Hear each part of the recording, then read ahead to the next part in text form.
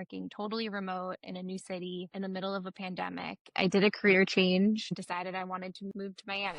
I kind of like needed all of the things that somebody needs when they move to a new city. So I like definitely needed friends. I was just not having good luck finding any of those things. I'm like, okay, I can either try to solve this problem for myself or I can sit here and complain. And I'm definitely not a person to sit still. In a city where no one slows down, Emily Dempsey landed in Miami with no friends, no network, and no plan. But what started as one woman trying to find her people would turn into a movement, a community of over 50,000 women. I think Bitcoin will change the world more than the internet did, more than electricity did. What is the most underrated skill for building community? Welcome to or welcome back to Founders and Jeans. I'm your host, Emily Jean. And before we get into the episode, I just want to say a huge thank you so much for listening to my podcast. It means the world to me. It is a really special project to me. It's very close to my heart. I just wanted to come on here and say thank you so much. I also wanted to say that if you enjoy the show, feel free to leave a review on Spotify or Apple, wherever you're listening to this, and also to follow us. You can follow us on Spotify, of course. You can follow us on Instagram at Founders and Jeans. You can also find me on Instagram at emily.jeans, or you can look me up on LinkedIn. I'm always happy to connect with people on there, and I have a lot of good conversations from listeners. Also, you can always leave a bad review for us. I'm totally fine with that. And in fact, I think that's exciting. I would love to know what we can do to improve. So you can also leave comments below and let me know what you enjoyed, what you didn't enjoy. I actually do read every single one.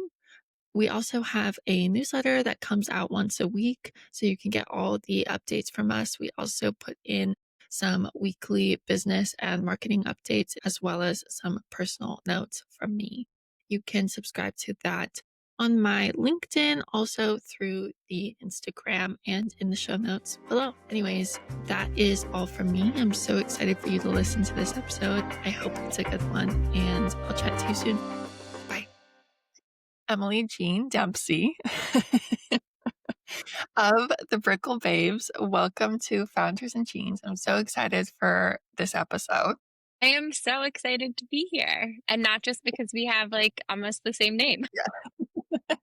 How are you doing today? I am good. I'm like doing a million things at once, a little overwhelmed, but it's not a bad day when you have a lot on your plate. It's a good thing. Yeah. And for people who don't know you and aren't familiar with the Brickell Babes, why don't you introduce yourself? So I am Emily Dempsey. I am the founder of the Brickell Babes. I am a social entrepreneur and a strategist working at the intersection of Bitcoin and commercial real estate. And so I know you do a lot, just having a lot of background on you.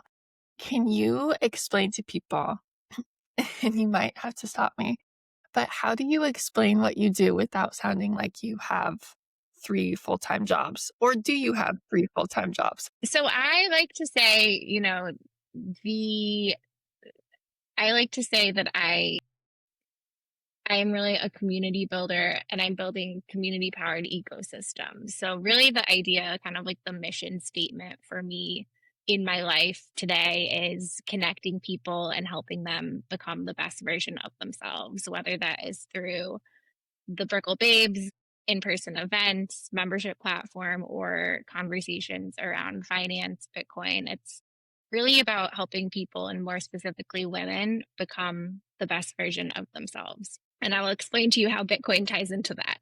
Okay, great. Well, why don't we go back to the beginning a little bit and tell me, how did the Brickell Babes start? And you guys have had like crazy growth very quickly.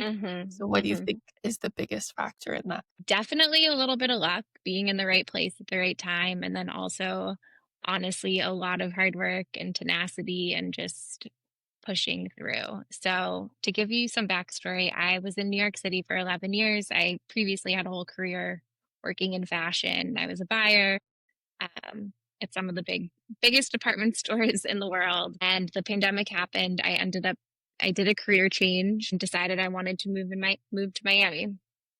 So I did this career change into commercial real estate. I'm working totally remote in a new city in the middle of a pandemic. And I kind of like needed all of the things that somebody needs when they move to a new city. So I like definitely needed manicure person. I needed the hair colorist. And then I also needed friends. And I was just not having good luck finding any of those things. So I moved in January of 2022. And by March of 2022, I'm like, okay, I can either try to solve this problem for myself or I can sit here and complain and go back to New York when my lease ends. And I'm definitely not a person to sit still and at least like give it a shot. So I had been in these other Facebook groups that were very anti transplant, very anti New Yorker, which, if you guys aren't familiar with Miami, a ton of New Yorkers, a ton of people from LA all moved here during the pandemic because Miami was very open and these other cities were very closed.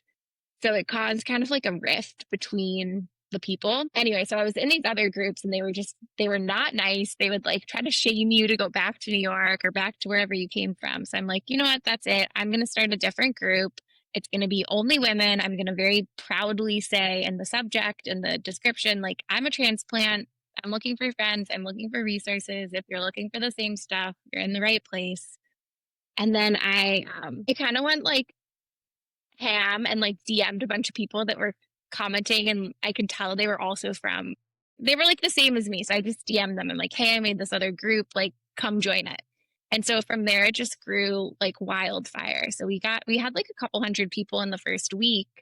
And I decided we need to meet in person because we can't just be internet friends. So I made a reservation for happy hour at like the bar restaurant across the street from my apartment building. I thought nobody was going to show up. I'm like, worst case scenario, I have a drink at the bar. I can hang out for 30 minutes and I can leave. 20 people showed up. Everybody had a great time. They're like, this is awesome. Let's do it again next week. So that's kind of how our first like online community transitioned into an in-person community. It was just really fast. And then we kept the momentum going. So I think that first year we hosted between 30 and 40 events. And we just, we kept going. I had other people reach out. They wanted to host their own events kind of under the umbrella. And now fast forward to today, almost 3.5 years later, we've hosted over 125 events and we've grown the community to over 50,000 women. Amazing. Does that number still feel a bit surreal to you? Because like hearing it just is like, that is amazing. It's a lot of people. And I will be honest, like, I don't think I even have like a grasp of how many people that is. Sometimes I think about it. I'm like, are there even 50,000 people in World? Miami? Obviously, there's like millions of people in the world, but you don't interact with that many people. So it feels very strange to reach that many people in such a small city, that it's such a niche community. Um, so that it's definitely strange, but this community, I've really focused on positioning it as community first and not having my face and my brand so attached to it. I mean, obviously, I am like the founder at the end of the day, and it is my brand and my baby, but I've really made a concerted effort to make the community it lead as a community first. And I love this too because we met in a community group, not the Brickell Mm-hmm. Babes, but Mm-hmm. and I think they are really hotspots right now. Like I was telling somebody the other day, like if you can get in a community where you're surrounded by like-minded women, and it is really the greatest blessing. Like it is such a cool situation to be in. I've had so many new friends, so many new connections from Mm-hmm. that. Mm-hmm. So I really have so much appreciation for it. This week's episode is sponsored by Kaya. Kaya is democratizing women's access to funding while treating the multi-trillion-dollar female economy for funding female genius. If you've ever wished you could be part of the excitement of funding and supporting the gorgeous, growing businesses you love without being an accredited investor, this is your moment. Kaya is building something entirely new, an ecosystem women can fund founders they believe in access curated experiences, and learn how to move like investors together. They're now onboarding for the next rounds of beta and collecting insights from as many women as possible to shape a platform women will be obsessed with. To get involved or join the waitlist, head to kaiwomen.net or send Kaya's founder, Haley Handler, a cheeky DM on LinkedIn and step into the future of funding women. I just want to thank Kaya so much for sponsoring this episode. I'm so grateful to have them as our very first sponsor. They are very much a brand that is aligned with the podcast. And now, back to the episode. Was there a moment when you realized you had something much bigger than like just a local meetup on your hands? I would say so there's a couple of instances. So one was somebody had reached out to me to ask to feature me as one of Miami's most influential people. That was shocking to me. Yeah. Number one, like I've only been here for 3 years. How could I possibly be so influential? And then I would say the second time is probably when, like when our events started selling out and we had people showing up to our events day of, like begging to be let in, and we just literally didn't have space for them. Yeah. It was a really cool feeling. Of course, I like felt bad and I wanted to include them, but that was a really cool feeling. So I guess I'm curious then, given that 50,000 women is no small feat, do you have kind of a secret sauce in growing a community? I would say we have always been very, very intentional with the programming that we do. We're definitely a curated community. Everything is really like a designed experience, and that it's inclusive, it's elevated. We really vet the brands and the partners that we select to team up with. I probably have 40 to 60 local businesses reach out to me a week asking to host our community or partner with us. And I say no to 95% of them because they're not the right fit. And if we align with somebody, one, it's going to really help their business, but like I have to make sure it's a business we actually believe in. Right. Of course. What are the biggest misconceptions that people have about you running a women's community? I'd say the biggest misconception is that we are like a sorority and it's Yeah. all, it's all happy hours and matching workout sets and, people taking content for Instagram. And it's definitely number one, it's definitely, there are some elements of that, but I think at the end of the day, the core theme is everybody that comes to our events, whether they're 25 years old or we even have women that are in their 50s or 60s come to our events. They're all looking for a curated connection. They're looking to deepen relationships. There might be girls that have lived in Miami their whole life. There might be somebody fresh out of a divorce, somebody, their husband just got a new job and they are super bored at home. And the husband actually found the Brickell Babes and signed them up and sent them to us. So I would say, the secret sauce is really just authenticity. Sorry, I'm answering the wrong question.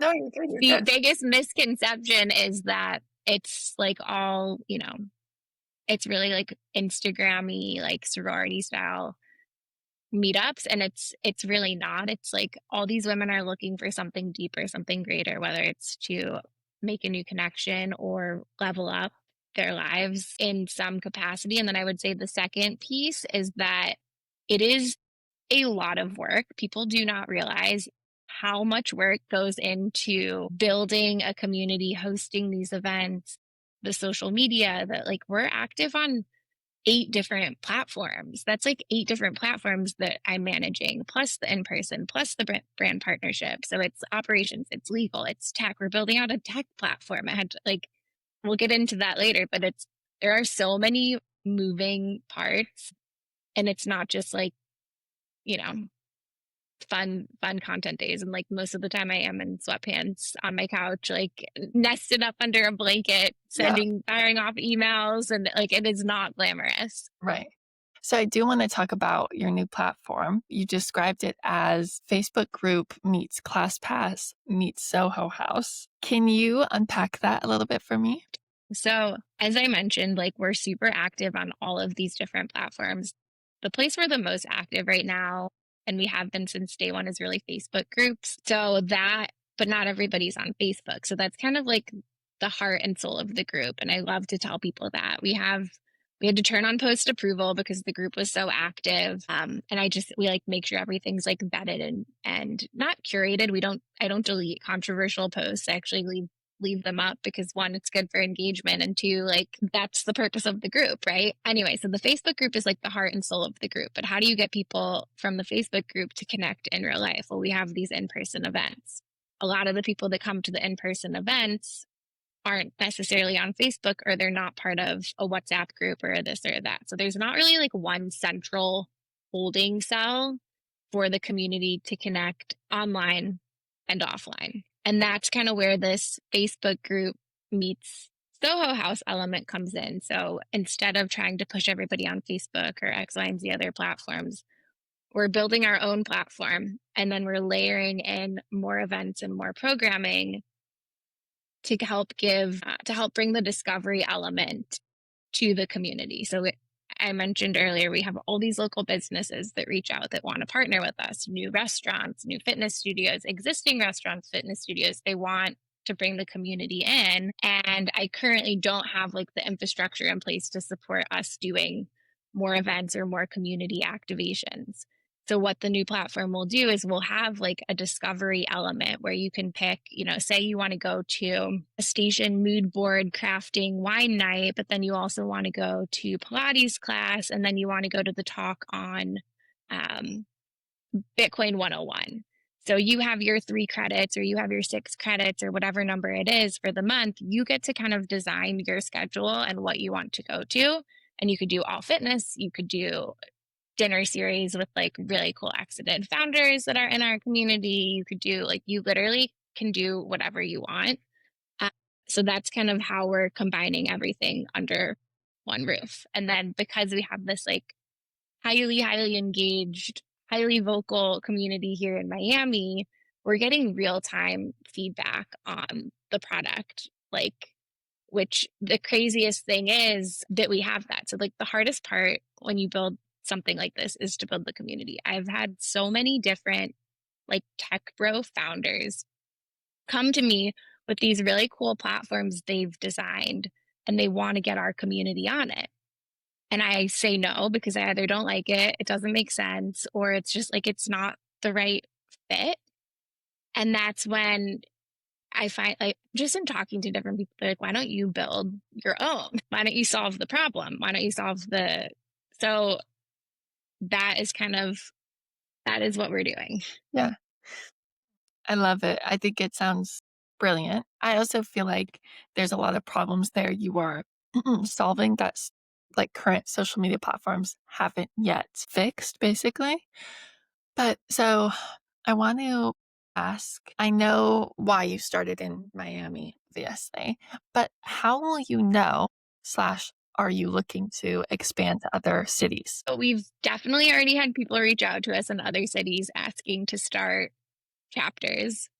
I right now am very focused on like getting the tech stack right, getting the right infrastructure in place, knowing that the plan is to scale. So instead of just building this and kind of like ad hocing something together that's only going to work for one small community, we're not taking our time, we're moving as quickly as possible, but we're really intentionally building this with the plan to kind of like copy paste in other cities.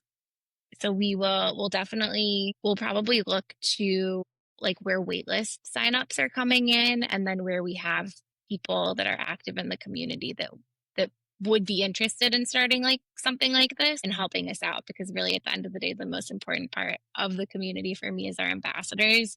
Our ambassadors host their own events. They are posting on our social media. They are our evangelists. They're literally like the most important people to the community. We have a meeting every week. Like they're awesome. We couldn't be doing this without them. Yeah. Okay. Well, call me next year when you guys actually go international, and I will be the first ambassador in Australia. My psychic actually told me, she's like, your business is going international Yes. later this year. Yes. I We'll see believe if it. it becomes true. It already is. It already is. We already are international. So maybe this is like Yeah, this is the sign. Okay, so I want to talk about Bitcoin a little bit. I know that you are weaving Bitcoin into the future of your community. So Hmm. where and how does that fit in? Okay, so I guess let me start by giving you like a little backstory on what the heck am I doing? Yeah. What am I doing in Bitcoin? Because that's for sure the first question I get asked all the time. Hmm. When I moved to Miami in 2022, the big Bitcoin conference that they have was here. So I went and I like started, I'm like, all right, I'm gonna learn more. This clearly isn't going anywhere. And I'm in commercial real estate. My asset class is completely grinded to a halt. Nothing is trading. So I'm like, you know what? I'm gonna double down on the Brickell Babes, but I also really want to learn about Bitcoin. So we decided to set up a mining operation, which is like super niche, super nerdy, but I loved it because it allowed me to learn about money, finance, energy, and technology, which to me, those are all things that are the most important things for the future: energy, technology, and money. And as I start learning more and more about this, I'm like, oh my God, like I now have I've been fully orange pilled. I'm a complete Bitcoin maximalist. And I started sharing this journey on my social media. The amount of questions and DMs that I get from other women asking, what are you doing? How can I learn? Can I give you money? Like, I literally have people DMing me, like asking, can I give you money so I can do what you're doing? Which the answer is no. The answer is let's go backwards and start learning about what is Bitcoin. Let's do Bitcoin 101. So we're weaving a lot of educational component into the Brickell Babes, but it's really important for me to women on the future of finance, the future of energy. I think Bitcoin will change the world more than the internet did, more than electricity did. The adoption rate we're at right now with Bitcoin worldwide is the same place we were with the internet in 1999. So if you think about how few people were using the internet in 1999, that's exactly where we are today with Bitcoin. So if you just imagine it exploding over the next couple of years, it's a great time to do so. That is weaving us into our next project that we will be launching soon. So I want for women who are listening and they're curious about Bitcoin, but are intimidated. And I totally relate to this feeling because I think a lot of the Bitcoin talk slash tech right now is kind of driven towards men.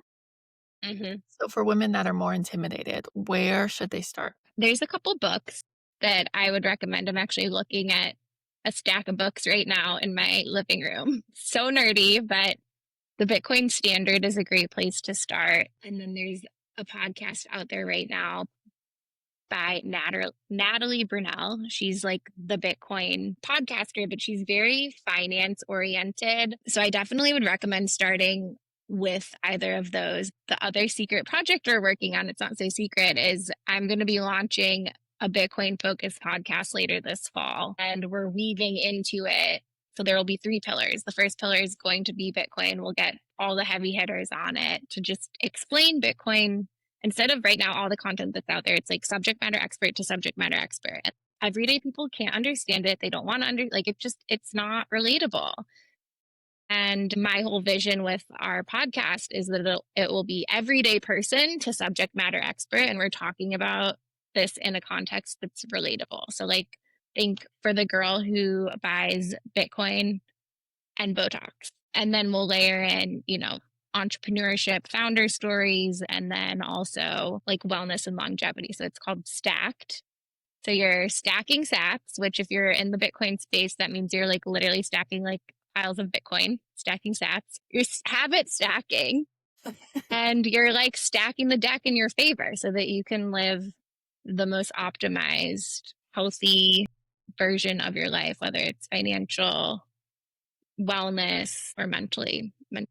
And how do you see Bitcoin specifically shaping the future for female entrepreneurs? So I think Bitcoin is a really interesting place right now because there are a lot of there's low barriers to entry to get into the space. So if you're somebody that was ever thinking about getting into finance or you wanted to make a pivot out of, like a consume a CPG marketing role and you wanted to get into finance, but you didn't know how, there's the level of experience that you need right now to like pivot into an industry like Bitcoin is very low. And the salaries are in some instances higher than what you would make in a really good finance job. So if you can just educate yourself a little bit and just really become passionate about the space, there's a lot of opportunities in that realm. But then really fundamentally for me, Bitcoin is it's the future of money. And if you can understand it today, like you're so far ahead of the curve, and really positioning yourself to achieve financial independence and just it's all about education and understanding, the future of money and what's the relationship there. Right. I love that. I think that's very good for people to hear because I agree. So I want to shift gears a little bit. Obviously, you've worked in high fashion, you've built communities, you've launched tech, you've mined Bitcoin. How do you balance it all? That's what I want to know. I definitely love to work out and you have to take breaks. Like you literally have to like turn your phone off and lock it in your apartment and or your home, whatever. And just you have to carve out time and take breaks and you have to have a really, really strong support system. I would say the best thing that I've done for myself is build relationships with other people that are in a similar place in life as me. So for me right now, it's building really strong relationships with other founders. And it happens organically because we're all kind of in the same phase in our businesses, whether they've raised money for their company or they're bootstrapping. We're all in the same place where we're like, holy cow, I have way too much on my plate. How am I supposed to get all of this done? And those are actually some of the most important meetings that I take. And they end up being, they're not 30-minute meetings. They'll be like 2-hour long lunches. And part of it feels like goofing around with a friend. And then the other part of it is sharing like insane resources that allow you to just like skip literally 10 levels ahead because you're able to like just help each other solve problems that maybe somebody solved a few months ago or you're a year ahead or behind or whatever it is. It's honestly it's relationships, which as cheesy as it sounds, like my whole ethos comes back to community and like what is the community you're putting yourself in and the people that you're around. It's the most important thing in life. Mhm. I love that. I think that's brilliant. From your days in high fashion to now, what would you say still influences how you operate currently? I would say definitely like the power of storytelling and building a brand. I think in luxury retail, brands are the most important thing and your relationships. Like as a buyer, it's all about your relationships with those brands. And then how do you position and tell a story? I make a deck for everything. I am obsessed with Canva. People make fun of me of the decks that I make, but it's like, it's what's the story? Like, how are you visualizing it? And I think that all comes back really to just being in fashion, which is it's all about merchandising and storytelling. That's a great I totally agree with that. I think storytelling is like such a fundamental part. Actually, even the other day, somebody was asking me, how do I approach my boss for a raise, like in an interview? And I was like, you have to go into the interview and you have to get them invested in your story. Like, how do we get from point A to point B? What can you do to help me get there? Like, it's such an integral part of everything. I love it. I have some more fun questions. My assistant actually wrote fun and offbeat for these questions. I'm excited to hear your answers. What is the most Miami thing that's ever happened at a Brickell Babes event? The most Miami thing that's ever happened. I would say the most Miami thing that's ever happened is we had an event. This is kind of a funny one. So Miami's like notorious for really bad traffic, Okay. like really bad traffic. Like LA might have bad traffic. Miami is like 10 times worse. So we had a event, like a really big event, like full day event, and we had like lined up speaker series. And the craziest thing that happened was somebody showed up. They completely missed their segment and we had to like rearrange the entire day. around this one person. Just like it was like we planned this for months, and like the person, I don't want to like, give away who it was, but the person like was 2 hours late My for their gosh, for their panel topic. a nightmare. So that I don't know that that happens in other cities, but I'm gonna blame Miami traffic on that one. Well, that's nice. It's very empathetic to blame the traffic. Or they were taking too long getting ready. I don't know. They're You both never pretty know. Miami though. Okay, well, speaking of hosting events, if you could host a dream event anywhere in the world, where would it be? Okay, dream event. I'm like dying to do a Brickell Babes girls trip to St. Bart's.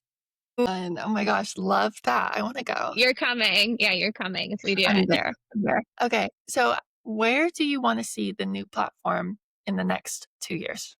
Where you're hoping it Like ends up? which cities or like number of Yes, member? yes.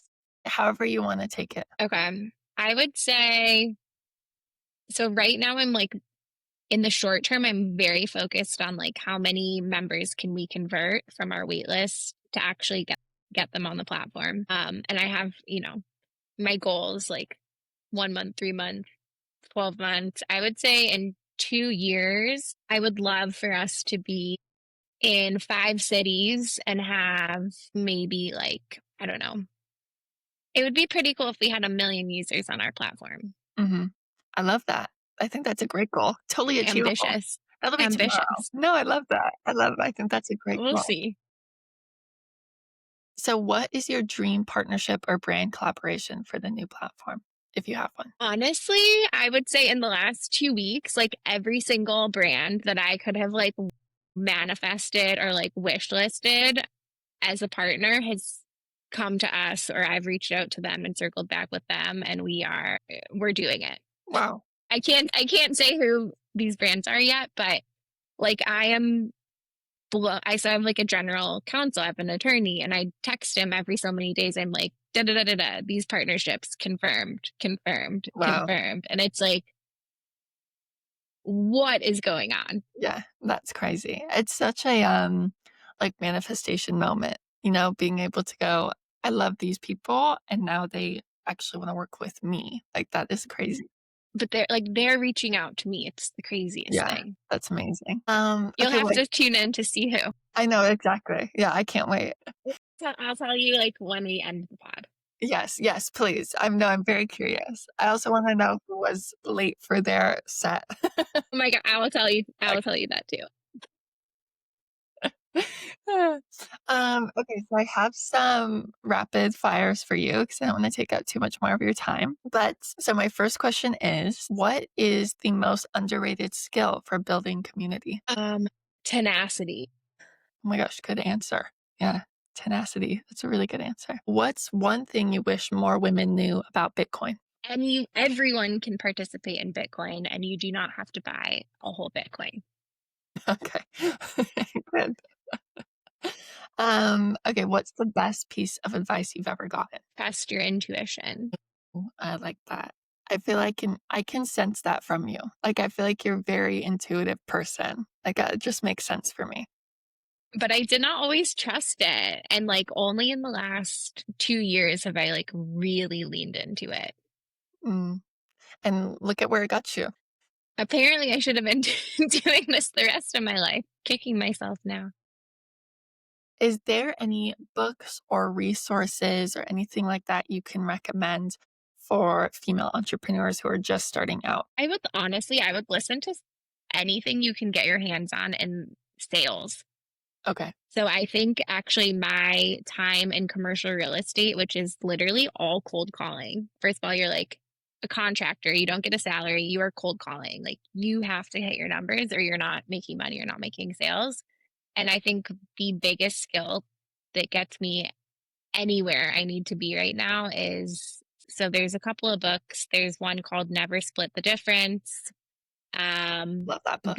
That's a phenomenal book. And then Dale Carnegie, How to Win Friends and Influence People. Like everybody should read that or listen to it. But like sales, focus in on sales, even if you aren't planning to sell anything. It's relationship building. It's funny you bring up cold calling because I saw something the other day that said that people who have a background in cold calling of some form or sales are much more likely to be successful in the long term because they literally have built, like, it's what you're going back to that tenacity word. Like, they built up the ability to be rejected and to hear no's and to keep going.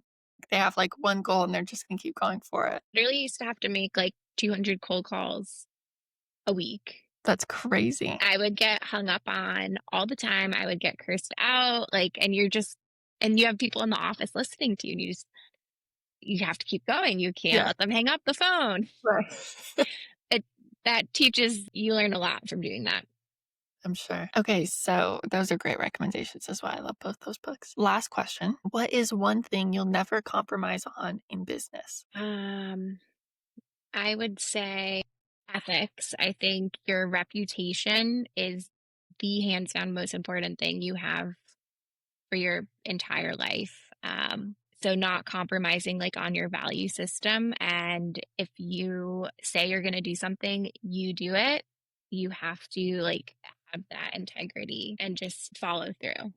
And I see it all the time. Like I mean, I had a brand partnership blow up this week and had a signed contract with somebody and they completely backtracked on the contract. And I ended up doing some deep diving research on this person and found out a lot of not good stuff. And it's like, your integrity is everything. And I think just it's the most important thing. And once you ruin that with one person, it's very, very hard to come back from. Right. Absolutely. Well, I think that's a good note to wrap up on. Where can people find you? Where can they connect with you? And where can they find the Brickell Babes? You can find me on Instagram, LinkedIn, Facebook, Emily Dempsey. Working on building my Twitter. I'm not really a tweeter, but it's big in Bitcoin. And then you can find the Brickell Babes at our website, www.thebricklebabes.com, on Instagram, Facebook groups, and coming soon, our new platform. Yay. Well, and everything will be linked in the show notes as well. But Emily, thank you so much for joining me. This has been such a good conversation. And you're such like a bright, bubbly person. You're the perfect person for your job, like truly. Thank you. This was so fun. Oh my God, we forgot to tell everybody that we like have. Did we tell everybody that we have like the same name? Yes, no, we have the same. Sorry, we completely forgot. Sorry. Yeah, for everyone listening, you have to know. I just learned Emily Dempsey is also Emily Jean. Emily Jean Dempsey. Yes. So we are basically crazy.